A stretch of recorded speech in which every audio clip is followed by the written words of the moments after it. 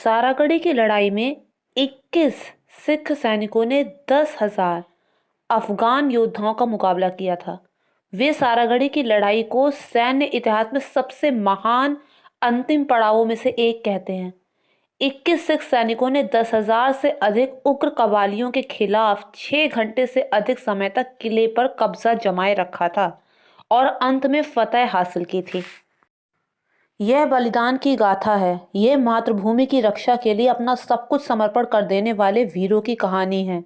यह त्याग की महिमा है। यह महज 21 सूरवीर सिखों द्वारा हजारों इस्लामी आक्रांताओं से भारत भूमि को सुरक्षित रखने की कथा है। इसका नाम है सारागढ़ी का युद्ध। एक ऐसा युद्ध जिसे अंग्रेजों ने तो याद रखा, लेकिन अपने ही देशवासी भूले बैठे हैं।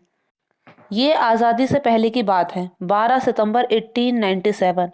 ये वो दिन था जिस दिन ब्रिटिश को भी भारतीय जवानों की शौर्य गाथा का गुणगान करना पड़ा।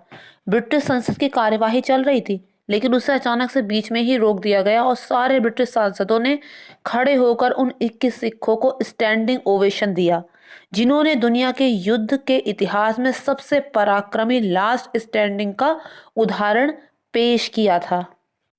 अंग्रेजों ने वर्ष 1897 में उत्तर पश्चिमी सीमा पर सूचनाओं के आदान प्रदान के लिए एक छोटी सी चौकी स्थापित की थी। यह चौकी उस प्रांत में स्थित 2 किलों के बीच संचार का माध्यम थी। ये किले थे गुलिस्तान और लॉकहार्ट। यह संघर्ष उत्तर पश्चिमी सीमा प्रांत के बंजर पहाड़ों में लड़ा गया था। एक तरफ थे मुट्ठी भर सिख, तो दूसरी तरफ से उत्तर पश्चिमी भारत के हिंदू कश पर्वत निवासी अफगानी जनजाति कबीले। इनकी संख्या हजारों में थी और ये कबीले सदियों से ही खूनी दरिंदे थे। सारागढ़ी दोनों किलों के बीच स्थित था। इन किलों को सिख के इतिहास के सबसे पराक्रमी एवं सफल योद्धाओं में से एक रणजीत सिंह द्वारा बनवाया गया था। इस क्षेत्र में अफरीदी ओरकजई जनजातीय समूह ने ब्रिटिश साम्राज्य के विस्तार का विरोध शुरू किया। 1897 के सितंबर महीने में इन 2 किलों पर हमले किए गए। कर्नल जॉन हटन के आदेशानुसार 36वें सिख को यहाँ तैनात किया गया था। सारागढ़ी की चौकी दुर्गम स्थान पर स्थित थी, पथरीली पहाड़ी पर स्थापित की गई थी। इस चौकी की सुरक्षा के लिए व्यवस्था भी की गई थी। यहाँ पर दोनों किलों में संकेतों के आदान प्रदान के लिए टावर भी था, जो रात में प्रकाश भी देता था। 1897 के दिन कबीलों ने लॉकहार्ट और सारागढ़ी में डेरा डाल दिया ताकि दोनों के बीच का कनेक्शन कट हो जाए। और कबालियों ने देखा, वो जो कबीले के जो असंख्य लोग थे, उन्होंने देखा कि उचित समय कब है और वही समय ताक कर उन्होंने हमला कर दिया। 10,000 के आसपास कबालियों ने सारागढ़ी में युद्ध की शुरुआत कर दी। उन 21 सिखों में से एक गुरमुख सिंह जी ने हॉटन को जानकारी दी, लेकिन हॉटन का जो जवाब आया वो निराशाजनक था। उन्होंने कहा कि हम तुरंत किसी भी तरह की मदद नहीं भेज सकते, इसलिए किला छोड़ो और भाग जाओ। टुकड़ी के कमांडर ईसर सिंह ने अंतिम सांस तक लड़कर चौकी को बचाने का काम किया था। यही सिख युद्ध नीति थी और यही उनकी परंपरा थी और यही उनके रेजिमेंट की पहचान थी कि पीछे नहीं हटना। उन कबालियों ने जब हमला किया, उन्हें तो पता था कि मुट्ठी भर हैं, हमारे सामने टिक नहीं पाएंगे, तो उन्होंने हमला किया, लेकिन 2 बार तो वो विफल हो गए और लॉकहार्ट किले में मदद भेजने की कोशिश की गई। लॉकहार्ट किले से मदद भेजने की कोशिश की गई, लेकिन कबालियों की संख्या इतनी थी कि मदद वहां तक पहुंच ही नहीं पाई। उनके ऐसा नहीं था कि उनके पास कोई ऑप्शन नहीं था। उन सिखों के पास वहां से निकलने का, जो गुल बादशाह था कबीलों का सरदार, उसने ऑफर किया था कि तुम लोग जाओ, हम तुम्हें कुछ नहीं कहेंगे, जाने देंगे। लेकिन सिख पीछे नहीं हटे। ब्रिटिश भारतीय रेजिमेंट की उस टुकड़ी को 36 सिख के नाम से भी जाना जाता था। ईसर सिंह ने पहाड़ी से नीचे उतरकर दुश्मनों से लड़ने का निर्णय किया।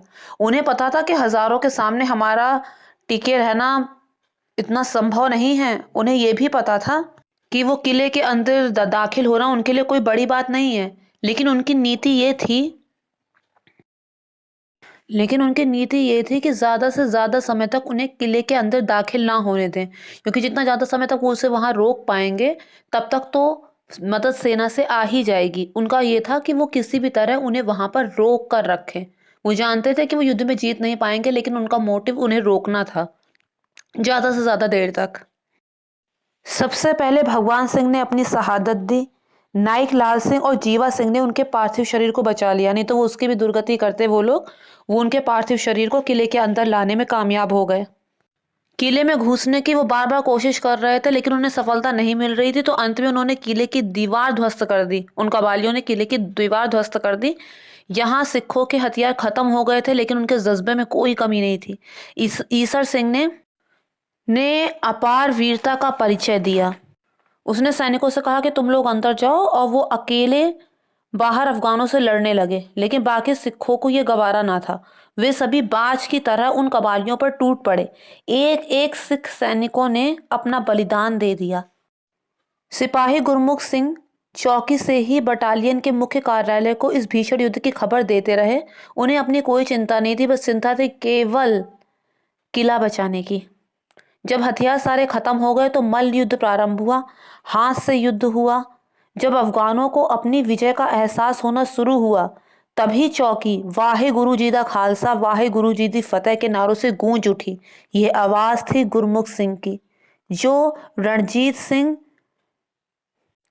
का अवतार भी कहा गया का अवतार भी कहे गए, क्योंकि ऐसा लग रहा था उन्हें देख के कि उनके स्थान पर स्वयं रणजीत सिंह जी स्वयं युद्ध के लिए प्रकट हो गए हैं।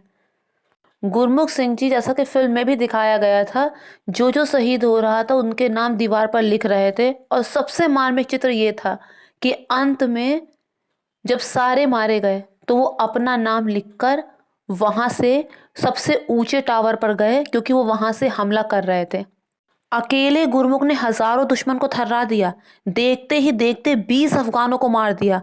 गुरमुख को मारने के लिए पूरे पोस्ट को जला दिया गया। चौकी आग के हवाले कर दी गई और उसी आग में समा गया उस युद्ध का अंतिम सिख योद्धा। ब्रिटेन आज भी इस युद्ध से जुड़े सारे दस्तावेजों को सहेज कर रखे हुए है। सारे सैनिकों को मरणोपरांत इंडियन ऑर्डर ऑफ मेरिट दिया गया। यह आज के परमवीर चक्र के बराबर है। यह सैन्य इतिहास की एक अनोखी घटना है, क्योंकि एक साथ इतने सैनिकों को यह सम्मान कभी कहीं नहीं मिला।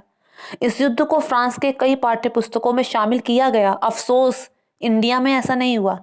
मात्र 21 सिखों ने करीब 200 दुश्मन को मार गिराया था, कईयों को घायल किया था। 12 सितंबर को सारागाड़ी दिवस के रूप में मनाया जाता है। महारानी विक्टोरिया ने खुद उन सिखों की प्रशंसा की थी। पंजाब में फिरोजपुर की जनता ने धन इकट्ठा करके इन सभी की समाधि भी बनवाई थी, क्योंकि इस युद्ध में जो मारे गए सिख थे वो मुख्य तौर पे सारे के सारे फिरोजपुर से ही बिलोंग करते थे। फ्रेंड्स, अगर आपको मेरा वीडियो ज़रा सा भी अच्छा लगा हो तो मेक श्योर मेरे चैनल को सब्सक्राइब, वीडियो को लाइक और शेयर कीजिए। आपके अगर और भी कोई सजेशंस हैं तो मेरी अपने सब्सक्राइबर से रिक्वेस्ट है कि वो कमेंट बॉक्स में मुझे लिखकर बताएं कि आप किस टॉपिक पर वीडियो चाहते हैं।